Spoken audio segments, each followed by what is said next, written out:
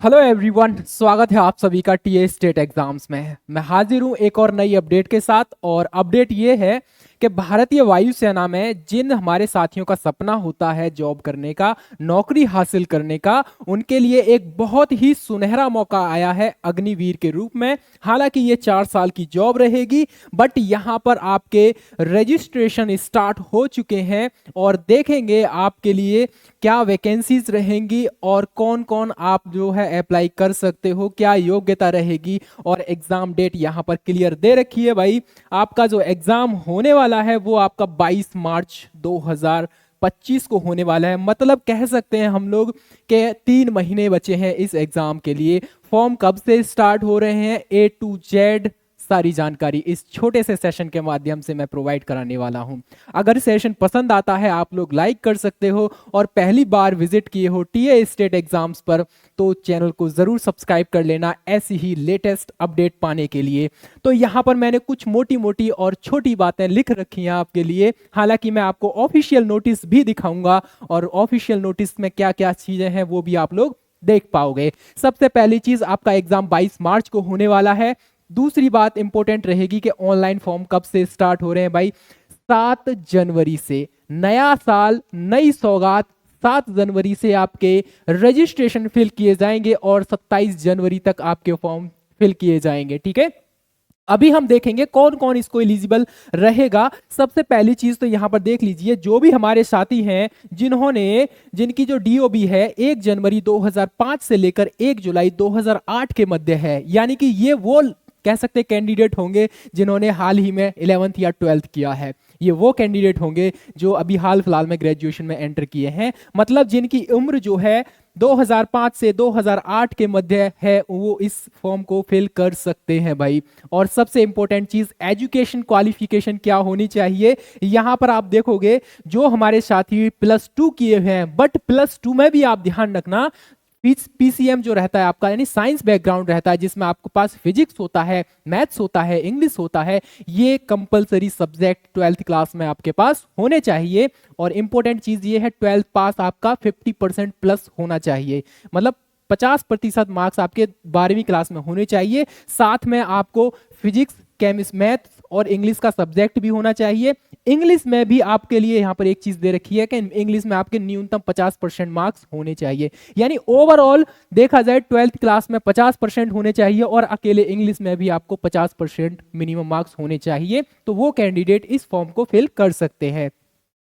अगला रहेगा पीएसटी, यानी आपका फिजिकल स्टैंडर्ड टेस्ट के अंतर्गत मिनिमम एज मांगी है इसमें, सॉरी मिनिमम हाइट मांगी आपकी 152 सेंटीमीटर मेल कैंडिडेट की दे रखी है यहाँ पर। ठीक है, हालांकि फीमेल की भी 152 ही है, बट यहाँ पर जो हमारे नॉर्थ ईस्ट कैंडिडेट होते हैं उनके लिए 147 सेंटीमीटर है। और यहाँ पर बात करें अगर आप लक्षद्वीप से हैं और आप इस फॉर्म को भरना चाहते हैं तो आपकी जो हाइट है 150 सेंटीमीटर होनी चाहिए, लक्षद्वीप के लिए ओनली। अभी मैं आपको सारा का सारा जो ऑफिशियल कह सकते हैं आपका कैलेंडर इशू किया गया है या फिर ऑफिशियल नोटिस है उसको मैं दिखा देता हूं। चलिए सीधी सीधी बात, और यहां पहुंचेंगे हम ऑफिशियल नोटिस पर।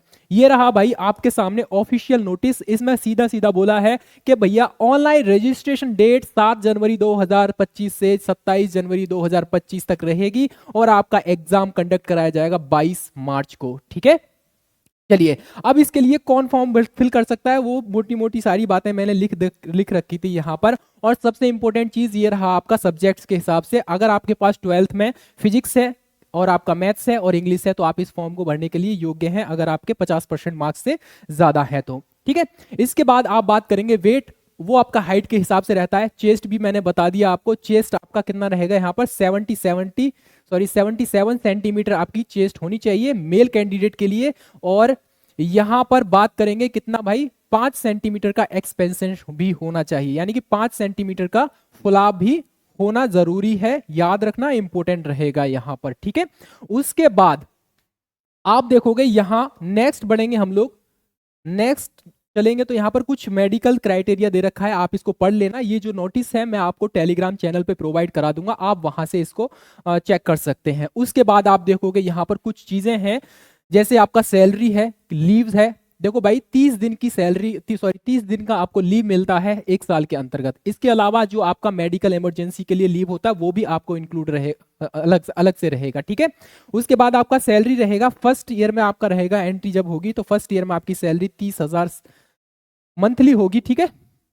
चलिए 30,000 आपकी मंथली सैलरी होगी, हालांकि 21,000 रहेगी, बट इसमें और भी अलाउंसेस ऐड करके 30 के समथिंग। सेकंड ईयर में आपका रहेगा 33 साल, थर्ड ईयर में आपका 36,500, फोर्थ ईयर में आपका 40,000 सैलरी के समथिंग बता रहे हैं। और जब आप 4 साल के बाद रिटायर होंगे तो यहाँ पर आपको 10 लाख रुपए, 10,04,000 रुपए का आपको एक मुफ्त राशि दी जाएगी यहाँ पर, ठीक है। साथ में आपको मिलेगा क्या भैया, यहाँ पर मिलेगा आपको अग्निवीर स्किल्ड सर्टिफिकेट भी दिया जाएगा, जो कि आपको वेरियस एग्जाम्स की जब आप तैयारी करेंगे या आप किसी जगह और जगह अप्लाई करेंगे तो वहां पर 10% रिजर्वेशन आपको अलग से दिया जाएगा।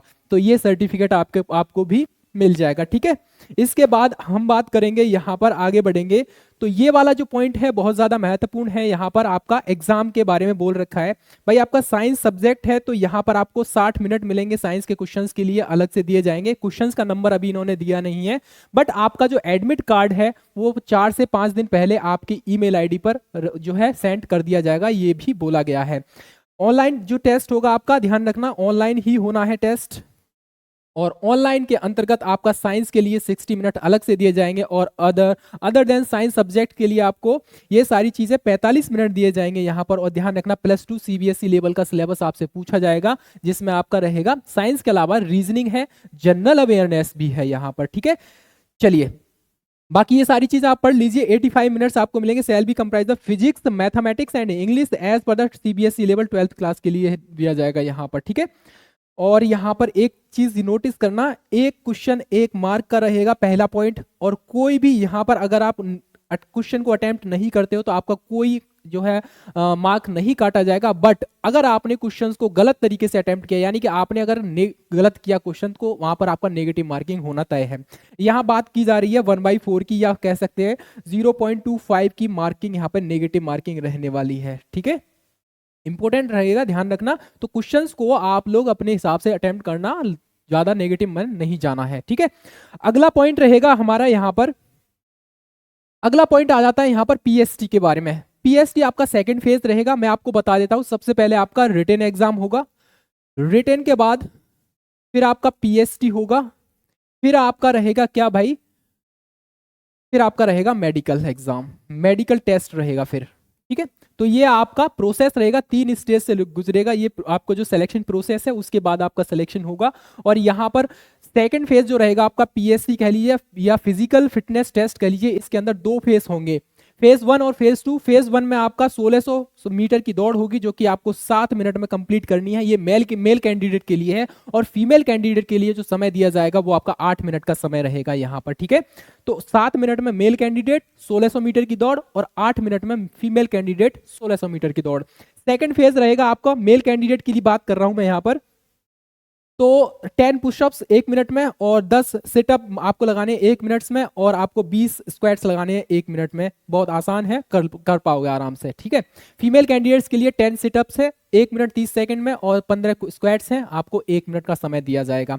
ये सारी चीजें हैं, आप इस चीज को आप जो है पढ़ लीजिए। यहाँ पर मेडिकल टर्मिनेशन की चीजें दे रखी, कंडीशंस दे रखी है, क्या क्या होना चाहिए, ब्लड ग्रुप, आपका आईज वगैरह सारी चीजें दे रखी है, वो आप पढ़ लेंगे यहाँ पे, ठीक है। पहले आप एग्जाम क्वालिफाई कीजिए, उसके बाद आप देखेंगे तो आगे का प्रोसेसिंग में ध्यान देना। मेन चीज है आपका एग्जाम, एग्जाम क्वालिफाई करने के बाद आपकी जो कट ऑफ लगेगी वो एग्जाम के बेस पर ही लगेगी। तो सबसे ज्यादा फोकस आपका रिटन टेस्ट पर होना चाहिए। एक काम कीजिए, ये जो सिलेबस है आपके सामने, यहाँ पर सिलेबस भी दिया है, और अगर आप चाहते हो मैं डिटेल में सिलेबस को डिस्कस करूं तो वहां से भी कर सकते हैं, अन्यथा जो ऑफिशियल नोटिस है वहां पर भी सिलेबस दे रखा है। सिलेबस को निकालिए, अपनी हैंडराइटिंग में लिखिए, और जहां पर आप पढ़ते हो वहां छापिए, एक एक करके सारे टॉपिक्स को कंप्लीट जरूर कीजिए, अगर आप सिलेक्शन चाहते हैं और अग्निवीर बनना चाहते हैं तो, ठीक है। सेशन कैसा लगा जरूर अपनी राय कमेंट सेक्शन में दीजिए, और मिलेंगे अनदर अपडेट के साथ। तब तक के लिए मुझे इजाजत दीजिए। जय हिंद, जय भारत।